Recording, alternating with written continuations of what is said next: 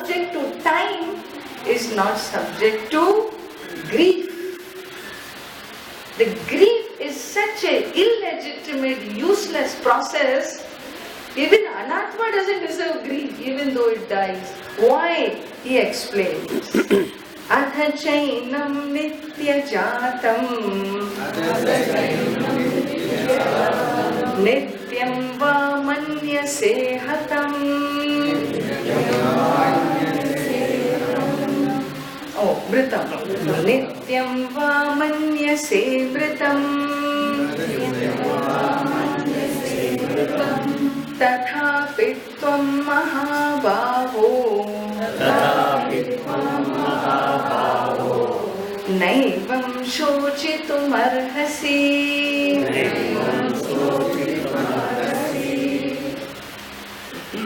So here, Nitya Jatam, the soul is ever born and again born and again born and again born and again born. So why are you crying? What is there to cry when birth is Nitya Jatam? Birth is recurrent. He'll come back and again back and again back. And so what are you crying about is going. Focus on the birth and the rebirth. There's no reason to weep. No, but what about death? That Atma dies and dies. By the same token, Aprisholalaya, Atma dies, there is death. Still there is no reason to grieve because it is impermanent. It is impermanent. It is recurrent. So Nitya Jatam, Nityam va manyase mritam, Nityam mritam, Nityam Jatam, Nityam mritam.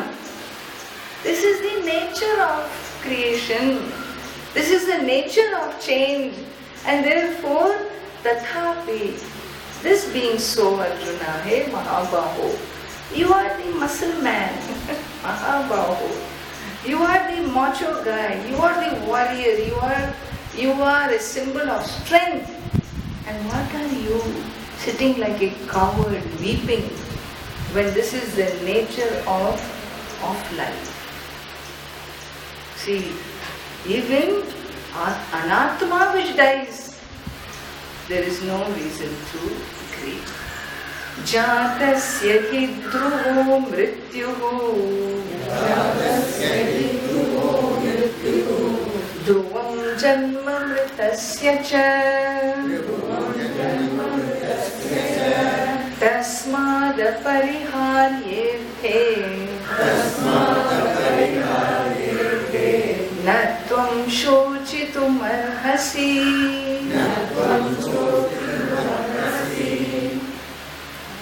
So here, so there is this fact, apariharyete. There is an inevitable fact. What is this fact? The fact about fact is that fact doesn't change. There is a fact about facts. And that fact is that facts do not change. So when fact does not change, acceptance is the thrust of the teachings here. Matter subjects itself to change, this is a fact. Accept this fact. Dhruvaha, definitely, jatasya mrityuhu. And dhruvam, definitely, mritasya janma. For the born, death is definite, and for the dead, birth is definite. And for the born, death is definite, and for the dead, birth is definite. And for the born, death definite, and for the dead, birth definite. And for the born, should I continue?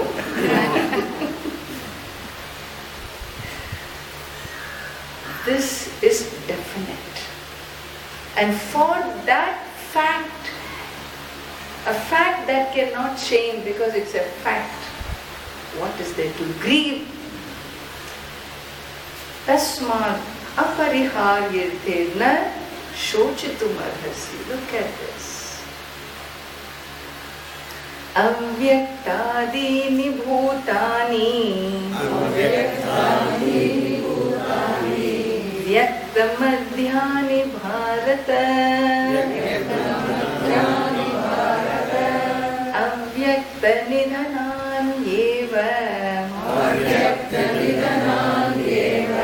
tatra ka paridevana. Every verse after verse, Lord says so much kindness and karuna and healing. Edukku paridevana? What for grief? Using different words. Why do you lament? Why do you lament in death? Ka paridevana? What for? Because he says, Avyaktadini bhutani, all beings go through two conditions. Every life has two conditions. One is called an unmanifest condition, the other is manifest condition. Life is nothing but two conditions, manifest and unmanifest. The beginning is unmanifest. Avyakta adini. First is unmanifest, then comes manifest, then comes unmanifest. Beginning is unmanifest, ending is unmanifest, in between manifest. So which is more powerful? Unmanifest. 1 to 2 ratio le? Unmanifest is more powerful. Tatra ka paridevana. Unmanifest prag abhava, pradvamsa abhava. Munnadi illa, pinnadi illa, nadula irukkuda. Nadula, if you feel you are going to live eternally, that is the biggest delusion. That is the reason why humanity is unable to accept death. Because it has not analyzed that in between the seeming existence is not really existence. The body is dying all the time. The whole thing is only a balancing act. Constantly the cells are dying and constantly new cells are emerging. Only the proportion at times, one time it goes off where the dying cells increase more than the birthing cells, and so death becomes what? The final stroke comes closer. And so Lord Krishna here, it is Ado Ante Chayannasti Vartamanepi Tattatha. Elsewhere in the Upanishads it is said, Ado Ante Chayannasti, that which is not before and that which is not in the end, in between, even if it looks as if it is, the truth is, it is not. Before it was not a chain, afterwards it will not be a chain. In between it looks like a chain. Is chain real? Or the gold is real? Is the form real or the substance real? Substance is real. And therefore, that which was before the birth of the chain, that which will be after the nasha of the chain, is what exists even when the chain exists. And therefore, karanam satyam, karyam mithya. Karyam is drishta nashta swabhavatvat.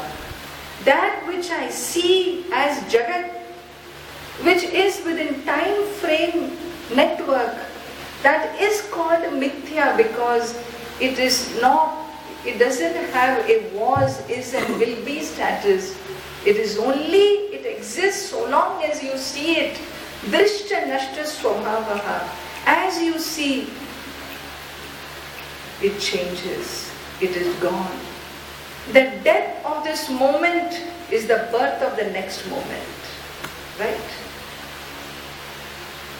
The nature of this stand in time T1, place T1, is not the nature of this stand in time T2, place T2. T3, P3, T4, P4, every second and microsecond and millisecond its nature is changing. So is it not Drishta Nashta Swabhava? Anything you see is Drishta Nashta Swabhava. If it is seen, it is gone. That's why you never deal with the thing as is, never. Today it is there, tomorrow it is not there. Next minute it changes. Amazing. Amazing. The fact that you find it stable is a miracle. The person with who you slept with last night and tomorrow morning you get up and he's still there is a miracle. Because Drishta Nashta Swabhavaha. And therefore every day is a grace. Every day is a blessing. Every day is a miracle. Every day is a glory. Every day is a joy of life. Is enjoying the color, the change. It is not a reason to grieve. Sorrow is illegitimate. And further he says, Ascharyavat pashyati kaschidenam.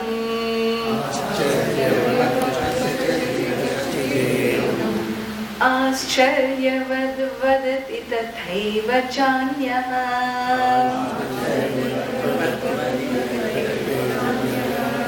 Ascharyavat chainamanya shrunoti. Shrutvaapyenam vedana chaiva kaschite.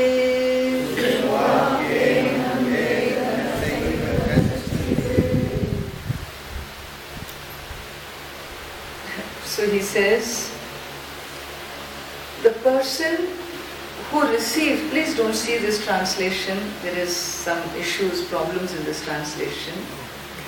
The first line he says, the person who receives this knowledge, which knowledge? That Atma Nitya.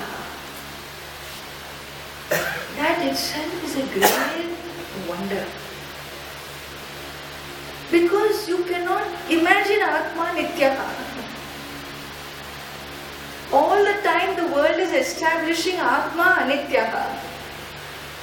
All the time the experiences, birthdays and Antyeshti karma.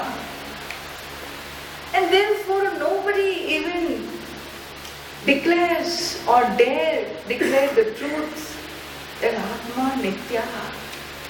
And if you are listening to this truth, you are receiving this knowledge, is a miracle, is a great gift.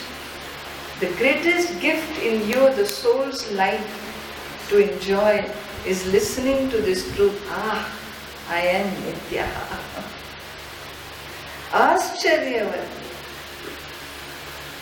Secondly, he says, rare is that soul who speaks of the self as a ascharya, as a wonder.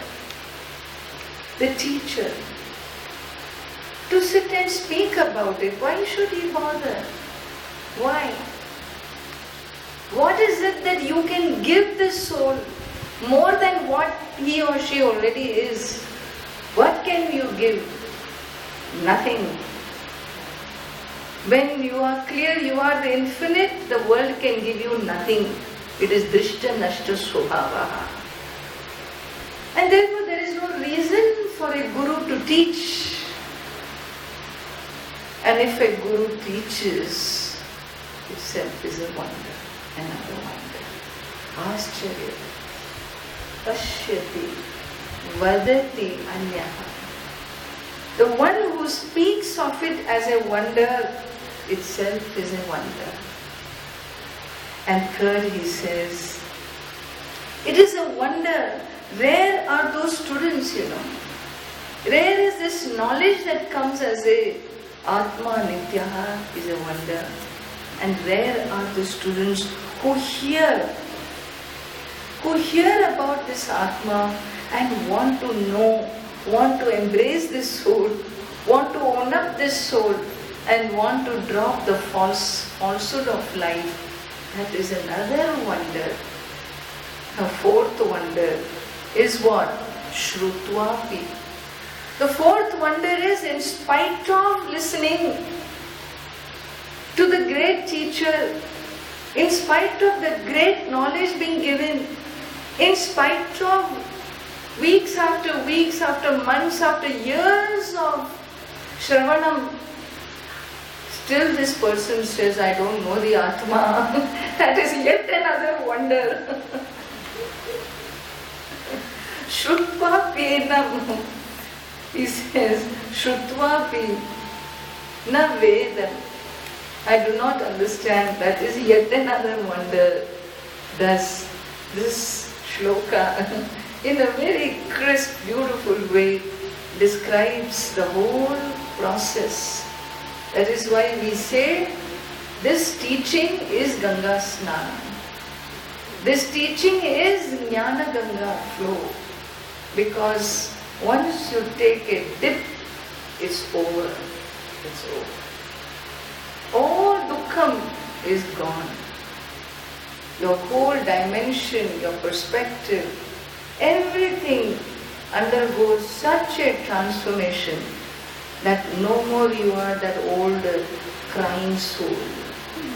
And so here, having said this, the next verse, Bhagavan concludes this anatma, basing your argument of, I will continue to weep because anatma will die.